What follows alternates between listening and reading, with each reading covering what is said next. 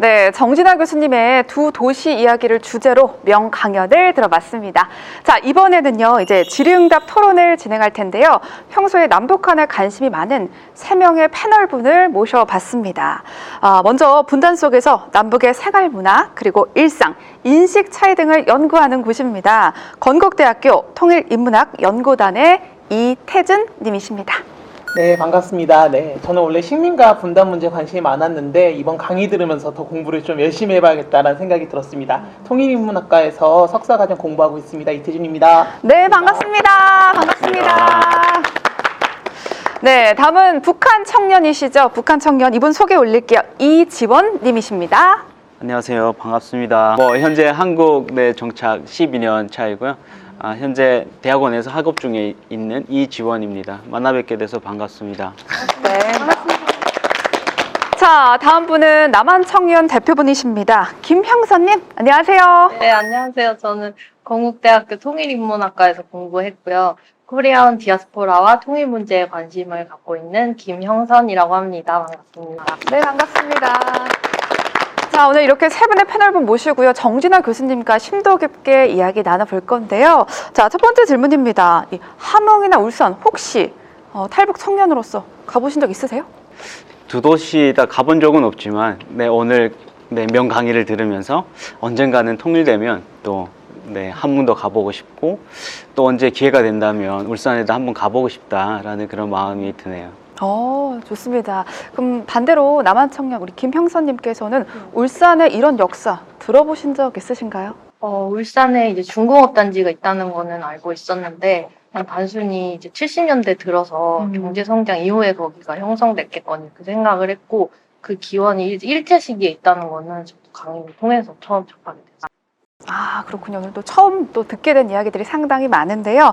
자, 울산과 함흥이라는 이 단어 한 번쯤은 들어봤겠지만 구체적인 역사까지 아시는 분들은 많지 않을 것 같아요. 그래서 궁금증이 생겼을 것 같은데 어떠세요? 네, 저는 이제 오늘 강의 들으면서 정말 궁금했던 게 하나 있었는데요. 이제 울산과 함흥이라고 하면 이제 이 공업도시 이야기를 이제 들으면서 남북의 노동자들의 삶이 좀 어땠을까? 이게 좀 많이 궁금했습니다. 특히 이제 남한 노동자들의 경우에는 우리 역사 서술에서는 이제 산업화 역군이면서도 경제 성장에서 조금 이게 희생된 존재, 그리고 이제 80년 6월 항쟁 이후에는 이제 노동자 대투쟁을 막 하면서 이러한 좀 역사 발전을 좀 일으키는 주체, 이렇게 배우게 되는데요. 북한에서 이런 노동자들은 어떻게 좀 역사 서술이 되는지, 삶이 어땠는지 궁금합니다.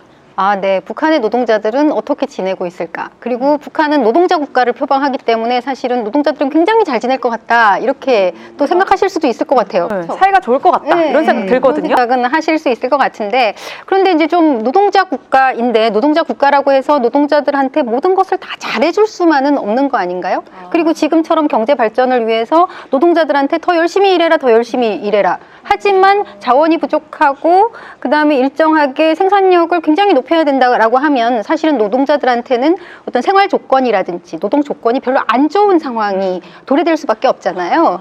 그래서 이 문제를 제기한 사람이 있었어요. 북조선 직업 동맹이라고 하는 조직도 있었고 예전에는 있었어요. 예전에는 있었는데 그리고 지금도 있기는 있죠. 그런데 이 직업 동맹 위원장으로 예전에 이제 서휘라고 하는 사람이 있었어요. 이 사람이 뭐라고 얘기를 했냐면 김일성이 당신들은 노동 영웅으로서 산업의 중심, 공장의 주인으로서 열심히 싸워주십시오. 이렇게 얘기를 했더니 아니 노동자 국가 아무리 노동자 국가라고 하더라도 노동자와 이익이 배치될 수가 있다. 충돌할 수가 있다. 이익 충돌이 될 수도 있다.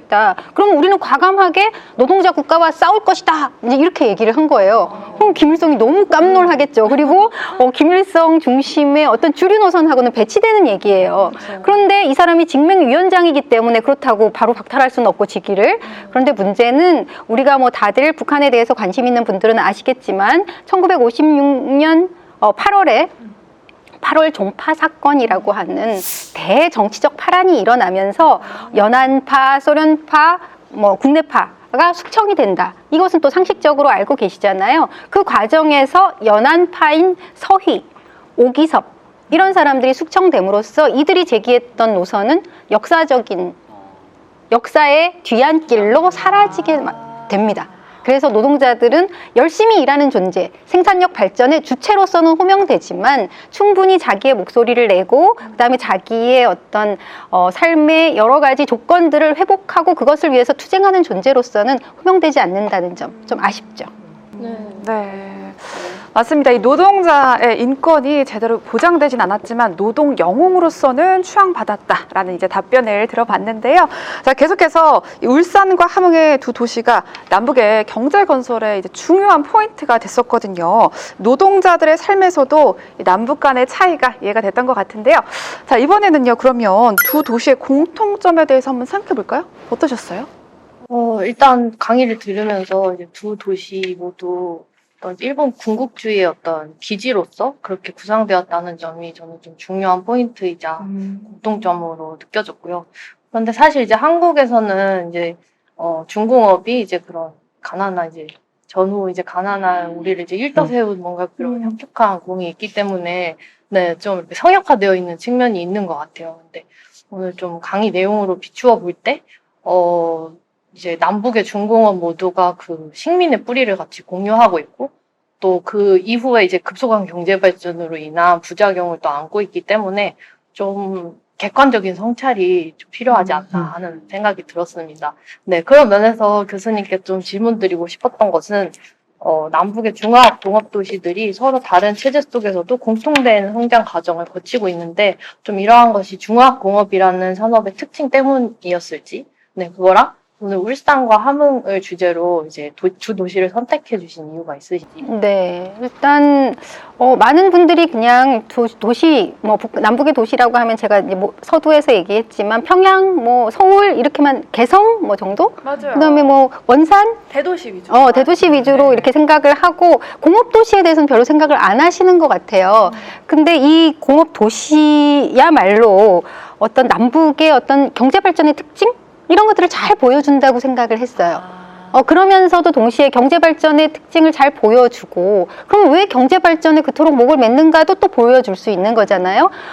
식민의 경험 때문에 남북은 강의에서도 말씀드렸듯이 농업하고 경공업만으로는 국가가 운영될 수 없다고 생각을 한 거예요. 그러면 또 중화학공업 기계나 이런 거 들여와야 되기 때문에 그러면 중화학공업 기계 이런 거 들여오는 나라들한테 또 약간은 좀 굽신거릴 수밖에 없다. 그러면 이제 정치적인 독립이라고 하는 게 너무 굽신거리는 국가들한테서 나올 수 없는 거 아니냐. 그래서 나름대로 이제 이 중화학공업 이라고 하는 것이 꼭 발전시켜야 되는 어떤 요소다라고 생각을 했던 것은 남북의 어떤 공통점을 가지고 있고 그럼에도 불구하고 이 중화공업 도시라고 하는 것이 또 남북이 약간 체제 경쟁 과정에서 굉장히 자본주의 사회주의 건설 과정이기 때문에 차이가 있을 수 있잖아요. 그러니까 공통점도 볼 수 있고 차이점도 볼 수 있고 두 도시 다 식민지 시기에 건설이 되었기 때문에 식민지 시기의 어떤 유산 그리고 연속성 이런 것도 보여줄 수 있다는 점에서 여러분들이 낯설지만 좀 아주 흥미롭게 들을 수 있는 강의가 아닐까 그런 점에서 제가 선택해봤습니다. 굉장히 멋진 답변이었습니다. 네. 두 도시에서 살아본 경험은 없지만 오늘 강의를 들으면서 굉장히 두 도시의 현재는 어떤 상황인지 굉장히 궁금해지는 것 같습니다. 현재 그 북한 같은 경우 그리고 남한 같은 경우 경제적으로 굉장히 차이가 많이 나잖아요. 또 북한 같은 경우에는 또 고난의 행군이 있었고 그 이후에 지속적으로 대북 제재가 있으면서 경제적으로 타격이 굉장히 큰 상황이고 또 남한 같은 경우에는 또 IT 같은 걸 중심으로 또 현재는 또 친환경 그런 또 주제 소재를 중심으로 또 이제 발전해 나가고 있잖아요. 그래서 궁금했던 그런 부분은 함흥 같은 경우에는 주체 경제 북한의 주체 경제에 어떻게 이바지를 했는지 굉장히 궁금하고요. 그리고 울산 같은 경우에는 또 변화하고 있는 그 경제 상황에서 또 어떻게 그 역할이 또 발전되고 있는지 네네. 네, 말씀드릴게요. 제가 이제 울산 이렇게 생각을 하면 우리가 이제 제조업 도시잖아요. 한국 경제가 가장 좀 두각을 나타내고 있고 그리고 세계 경제에서 수출 경쟁력을 그러니까 확보하고 있는 분야가 자동차와 조선 분야이기도 하거든요. 네. 그 분야에서 지금도 굉장히 두각을 나타내고 있고 그 중심지가 되고 있는 것이 울산이고요.